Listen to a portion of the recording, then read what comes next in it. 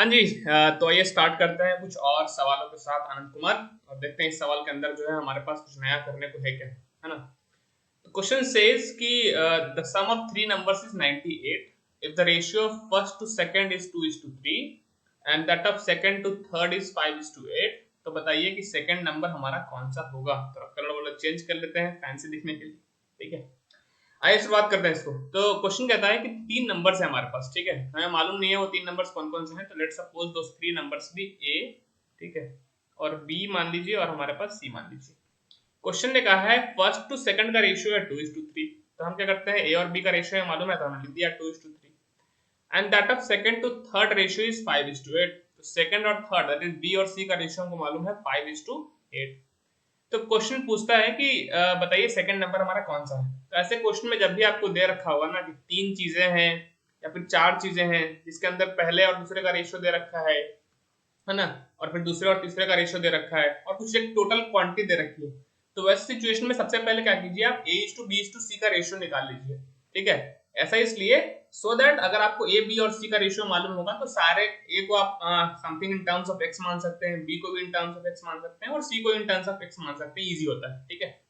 तो अब रेशियो कैसे निकालें। अगर ए और बी का रेशियो मालूम है और बी और रेशियो सी का रेशियो मालूम है, तो ए बी सी का रेशियो आपस में म्यूचुअल रेशियो कैसे निकालें। तो उसके लिए हमारे पास एक टेक्निक होती है जिसको लोग बोलते हैं पड़ोसी टेक्निक, है ना। आई एम रिपीटिंग इट, यहाँ पे कोटिंग इट इज पड़ोसी, है ना। अरे हाँ भाई, वही तुम्हारा नेबर, ठीक है। एक होता है हमारा पड़ोसी टेक्निक जिसकी हेल्प से क्या करते हैं, इस तरह के रेशियो को कैलकुलेट करते हैं। वो कैसे करते हैं, तो बोलते हैं कि बताओ ये वाला पोजीशन खाली है और ये वाला पोजीशन खाली है, तो सी के पड़ोसी में कौन है, 3, तो पड़ोसी रख दो यहाँ पे। इसके इस वाले एलिमेंट के पड़ोसी में कौन है, 5, यहाँ पे 5 रख दो और फिर क्या कर दो, मल्टीप्लाई कर दो, वही तुम्हारा रेशियो हो जाएगा। तो 2 × 5 हो जाएगा 10, 3 × 5 हो जाएगा 15 और 3 × 8 हो जाएगा 24। That's it. तो ये हमारे पास रेशियो निकल करके आ गया। अगर आपको समझ में आया तो ठीक है, नहीं तो रिवाइंड कीजिए, नहीं तो अपना रास्ता देखिए, ठीक है। सो ए और बी और सी का रेशियो को मालूम चल गया 10:15:24 है। उसने बोला है सम ऑफ थ्री नंबर्स इज 98। तो अगर हम ए को मानना चाहें तो ए को हम 10x मान सकते हैं, बी को जो है हम 15x मान सकते हैं और सी जो है उसका मान सकते हैं 24x। तो अगर हम ए और बी और सी की सम निकालें तो हमारे पास कितना आना चाहिए भाई। तो क्वेश्चन ने बोला है 98 आना चाहिए। हमारे अकॉर्डिंग देखते हैं कितना आएगा। ए है 10x, बी है 15x और ये 24x। तो अगर हम 10x प्लस 15x प्लस का 24x करें तो आ जाएगा 98। 10 15 हो जाएगा 25, 25 4 29, 20 49, 49x इज इक्वल टू हो जाएगा 98। और अगर हम 49 से डिवाइड कर दें इस 98 को तो हमारे पास वैल्यू आ जाएगी कितनी, 2 के बराबर। बढ़िया साहब। अब अगर x की वैल्यू 2 है, हमसे क्वेश्चन ने क्या पूछा है कि दूसरा नंबर क्या होगा। कोई भी पूछता तो बता देते हैं। लेट्स सपोज पहला नंबर पूछता तो 10 इंटू कितना, x की वैल्यू 2 है तो 20 आ जाता। दूसरा नंबर पूछता तो 15 इंटू 2 की वैल्यू कितनी आ जाती, 30 हो जाती। तीसरा नंबर पूछता तो 24 इंटू 2 की वैल्यू कितनी आ जाती, 48 आ जाती। तो इस तरह से हम कोई भी नंबर जो है बता सकते हैं। सी और बी का डिफरेंस पूछता तो हम बता देते 48 माइनस का कितना, माइनस का 30 दैट इज 18 आया था। तो बेस्ड अपॉन क्वेश्चन क्या पूछेगा आप उसके अकॉर्डिंग आंसर दे सकते हैं। But the main thing was कि जब भी आपको एक तीन नंबर्स हैं, आपको सम दिया है, कुछ और दिया है और उसके अगर दो इंडिविजुअल रेशियो दे रखे हैं तो फाइनली म्यूचुअल रेशियो कैसे निकालें वो आपको मालूम होना चाहिए। हमने इसको कैसे निकाला, पड़ोसी टेक्निक की हेल्प से निकाला, दैट्स इट। तो हमसे क्वेश्चन पूछा था सेकंड नंबर कौन सा है। सेकंड नंबर था हमारा 15x दैट इज हमारा 30। पहला ऑप्शन है 20 तो भाई ए है। हमसे बी पूछा है तुमने 30, सेकंड ऑप्शन है 30, ये है हमारा बी। 48 कौन सा है, थर्ड वाला है। 58 तो कोई है ही नहीं। हमसे पूछा second number that is B, तो हमारा आंसर कौन सा आ जाएगा, बी। बी पूछा तो बी आंसर हो गया, ठीक है। तो ये क्वेश्चन नंबर 9 को हमने अच्छे तरीके से जो है वो कर लिया है। हम बनाते हैं थोड़ा स्पेस, क्वेश्चन नंबर 10। और ये जो क्वेश्चन मैं ले रहा हूँ, दोस्त don't know, all this questions are from IndiaBIX website, ठीक है। वो अगर आप रेशियो प्रोपोर्शन सेक्शन में जाएंगे एप्टीट्यूड वाले में तो वहां पे आपको जो है वो चीजें क्या करेंगे, यहाँ पे मिल जाएगा। तो आइए इस क्वेश्चन को यहाँ पे पेस्ट करते हैं, क्वेश्चन नंबर 10 को, और देखते हैं कि इस क्वेश्चन के अंदर हमारे पास सीखने के लिए क्या है, ठीक है। Once again this is also pretty easy question kind of, अगर देखने से लग रहा है मेरे को तो। देखते हैं क्या इस क्वेश्चन के अंदर। क्वेश्चन कहता है कि एक अमाउंट है जो कि डिवाइड किया गया है 3 रेशियो में। ऐसे बहुत सारे क्वेश्चन कर चुके हैं हम। मिल्क वाला क्वेश्चन अगर देखो, एक मिक्सचर था, मिक्सचर के अंदर मिल्क है, मिक्सचर के अंदर वाटर है, उनका रेशियो हमको मालूम है तो हम पता करते थे कितना मिल्क है ना, कितना मिल्क है, कितना हमारे पास वाटर है। तो जब भी किसी एक अमाउंट को एक पर्टिकुलर इंडिविजुअल रेशियो में बांटा जाए तो वैसे क्वेश्चन को कैसे करते हैं, तो आपको ऑलरेडी मालूम है। तो इसने बोला है कि 782 रुपीज है, उसको 3 पार्ट में बांटा गया है, that is this is to this is to this. तो मान लीजिए वंस अगेन 3 पार्ट है, पिछले वाले में भी क्वेश्चन में क्या था, 3 नंबर्स का सम दिया हुआ था, तो यहाँ पे भी 3 पार्ट दिया है, तो मान लेते हैं कि वो 3 पार्ट्स कौन कौन से, ए है, बी है और सी है। तो अगर ए और बी और सी की बात करें तो ये 1:2 है, 3:4 है ना, सॉरी यहाँ पे आपके पास 2:3 है, 1:2, 2:3 है हमारे पास, और हमारे पास कौन सा है 3:4। तो सबसे पहले हमें फ्रैक्शन अच्छे नहीं लगते, हम इसको इंटीजर में कन्वर्ट करने की कोशिश करेंगे।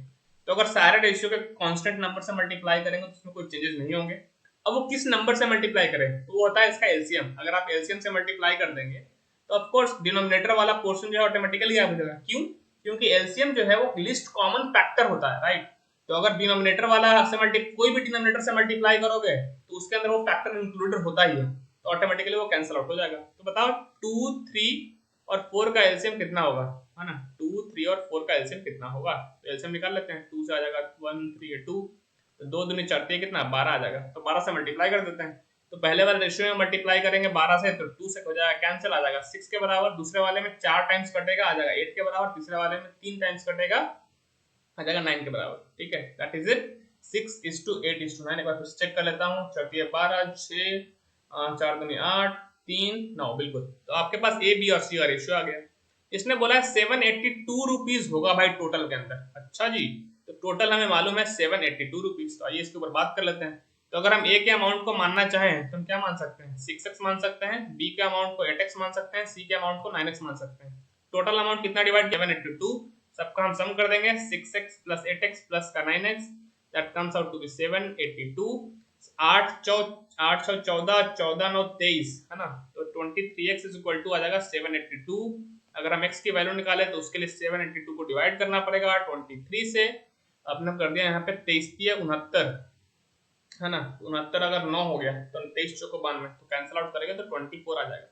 ठीक है, और हमसे इसने क्वेश्चन पूछा था कि फर्स्ट पार्ट कौन सा है। तो फर्स्ट पार्ट क्या, हमसे जो पूछेगा वो बता देंगे। तो ये है हमारा first part, that is 6x। तो 6 इंटू अगर 34 करोगे तो 30 6 180 और 6 चौको 24, जोड़ने में हो जाएगा 204। तो फर्स्ट पार्ट का आंसर हमारा आ जाएगा 204, ऑप्शन नंबर डी।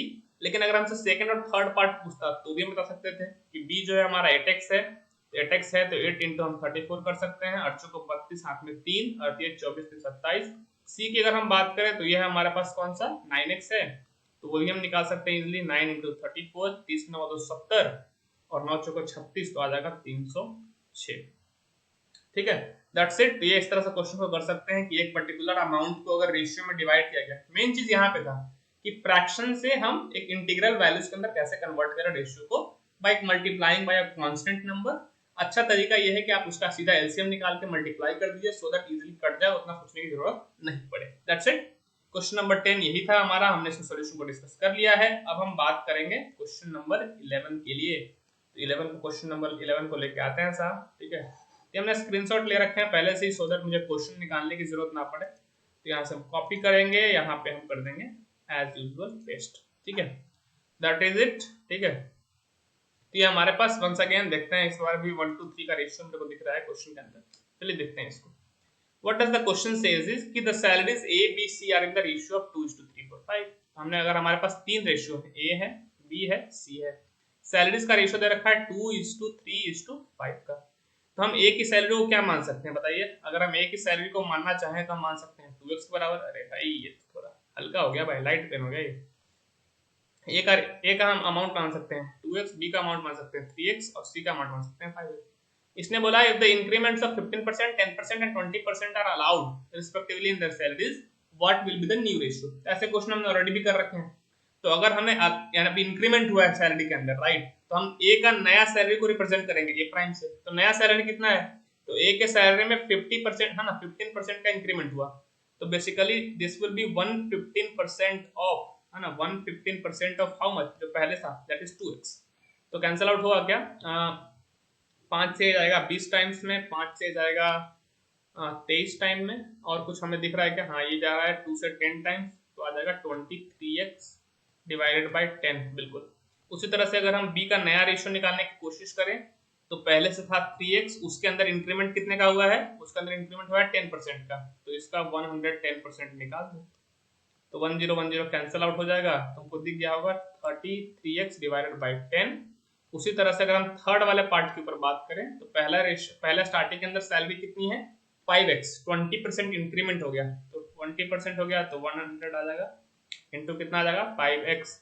अगर आपको याद हो 120/100 कितना आएगा, खैर नहीं याद हो चलेगा, निकाल सकते हैं, 2 से 5, 2 से 6, ये 5 से 5 कैंसिल हो जाएगा, आ जाएगा 6x। ये मल्टीप्लिकेशन वाली चीजें करो यार तुम खुद से, ठीक है। तो अब यहाँ से आगे बढ़ते हैं, ठीक है। अब रेशियो निकालने के लिए बोल रहा नया रेशियो कितना है, तो 23x/10, ठीक है, is to 33x/10 is to 6x। तो वंस अगेन रेशियो हमें अच्छा नहीं लगता, हमें जब भी एक मतलब फ्रैक्शन फॉर्म में हमें अच्छा नहीं लगता, तो मल्टीप्लाई कर दें पर्टिकुलर कांस्टेंट वैल्यू से, जो कि इस केस में 10 होगा, सो दैट 10 कैंसिल आउट हो जाए, ये 33x हो जाएगा, और 10 को जब 6 से मल्टीप्लाई करेंगे तो ये 60x आ जाएगा, x कैंसिल आउट हो जाएगा, तो रेशियो आ जाएगा 23:33:60 का रेशियो। तो option number C is the correct one. That was all for the question number 11। आते हैं क्वेश्चन नंबर 12 की ओर। क्वेश्चन नंबर 12 हमारे पास पड़ा हुआ है, यहाँ पे हमने स्क्रीनशॉट लेकर रख रखा है, सो दैट हमें इजीली कॉपी पेस्ट करने में थोड़ी सी मदद मिल पाए। हमने यहाँ पे कर दिया है पेस्ट, इस क्वेश्चन को कर दिया है पेस्ट, और आइए इस क्वेश्चन को करते हैं सॉल्व। सॉल्व करना है अपने को, बिल्कुल, चलो कंटिन्यू करते हैं। Question says 40% of a number is equal to 2/3 of another number. तो रेशियो बताइए पहले नंबर का दूसरे नंबर के साथ में। अच्छा जी, तो कहता है कि 40% of a number is equal to 2/3 of the another number. तो हमारा जो फर्स्ट नंबर है, अगर हम बात करें तो फर्स्ट नंबर को हम क्या मान सकते हैं, फर्स्ट नंबर को x मान सकते हैं। सेकंड नंबर, अरे भाई ये वाला x है भाई, दूसरा वाला नहीं, कहीं और मत जाओ। हाँ, सेकंड नंबर को मान सकते हैं y। इसने कहा 40% ऑफ अ नंबर, जो कि हमारा इस केस में फर्स्ट नंबर होगा, that is 40% of x is equal to 2/3 of another number, ठीक है। तो 2/3 ऑफ अनदर नंबर कौन सा है हमारा, y है, तो आइए इनका रेशियो निकालना है। अच्छा, 20% होता है 1/5, तो 40% कितना होगा 2/5, तो मैं सीधा लिख रहा हूँ 2x/5, ठीक है, और ये आ जाएगा 2y/3 के बराबर। 2 से 2 हो जाएगा कैंसल, तो हमारे पास आ जाएगा x/5 इज इक्वल टू आ जाएगा y/3। हमसे पूछा है first number upon second number का रेशियो, दैट इज x/y का रेशियो, तो 5 चला जाएगा उस तरफ, तो 5 अपॉन आ जाएगा 3। The desired ratio is 5:3। Option number C is the correct one. This was all for the question number 12 explanation. समझ में आया तो अच्छा है, नहीं आया तो आगे बढ़ो, ठीक है। तो अब बात करते हैं क्वेश्चन नंबर 13 के ऊपर, और हम 13 नंबर को यहाँ पे बुला लेते हैं सर, ठीक है। कॉपी यहाँ पे कर दिया हमने पेस्ट, ठीक है। तो ये है हमारा क्वेश्चन नंबर 13। इसके अंदर हमसे पूछा गया है कि फोर्थ प्रोपोर्शनल बताना है आपको। तो आपको ऑलरेडी हमने एक प्रोपोर्शनल का डिस्कशन किया था आपके साथ हमने, अगर आपको याद हो तो अच्छी है बात है, अगर याद है तो, नहीं तो मैं जल्दी से रिकॉल कर देता हूँ। इसने बोला है कि 3 नंबर दे रखे हैं आपको, ठीक है, और हमसे फोर्थ प्रोपोर्शनल पूछा है। तो हम पहले बात, प्रोपोर्शनल का मतलब आपको मालूम होना चाहिए। हमने एक सिंबल बताया था कि प्रोपोर्शनल का सिंबल क्या था, तो वो 4 बिंदी वाली जो बात हमने करी थी, क्वेश्चन क्या था, क्वेश्चन नंबर 8 में, जहां तक मेरे को याद है, तो उसके अंदर कोई एक नंबर था ना कि 0.75:8 something x is to something था, ठीक है। तो हमने बोला था कि बीच में जो 4 बिंदु होता है, इसका मतलब होता है प्रोपोर्शन। और प्रोपोर्शन का बेसिक मतलब क्या होता है कि उस प्रोपोर्शन सिंबल के लेफ्ट में जो फ्रैक्शन है और जो राइट में जो फ्रैक्शन बन रहा है, उन दोनों का रेशियो क्या होना चाहिए, सेम होना चाहिए। तो अगर इसने हमसे पूछा है फोर्थ प्रोपोर्शन कितना होगा, तो बेसिकली मतलब ये पूछ रहे हैं कि अगर हम एक चौथा नंबर x मान लें तो प्रोपोर्शन में होने चाहिए चारों, ठीक है, ये इसका बेसिक कॉन्सेप्ट होता है, ठीक है। तो फोर्थ नंबर को हमने मान लिया कि वो x है, और उसी x की वैल्यू को मानना है। तो अगर 5, 8 और 15 और x प्रोपोर्शन में होंगे, तो तुम बताओ, नहीं तुम बताओ आंसर कितना आएगा। तो उसके लिए क्या करोगे, तुम बोलोगे अच्छा प्रोपोर्शन में है तो 5/8 का वैल्यू सेम होना चाहिए 15/x के। तो यहाँ से x की वैल्यू क्या करोगे, इधर से इसको ले जाओगे, ये नीचे आएगा, ये x इस तरफ आएगा, इतना करना जानते होगे, इतना बेसिक्स तो आना चाहिए।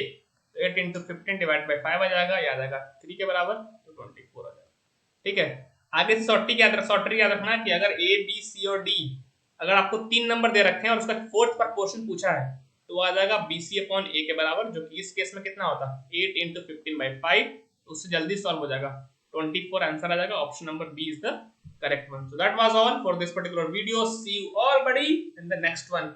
Stay tuned with this channel. See you buddy.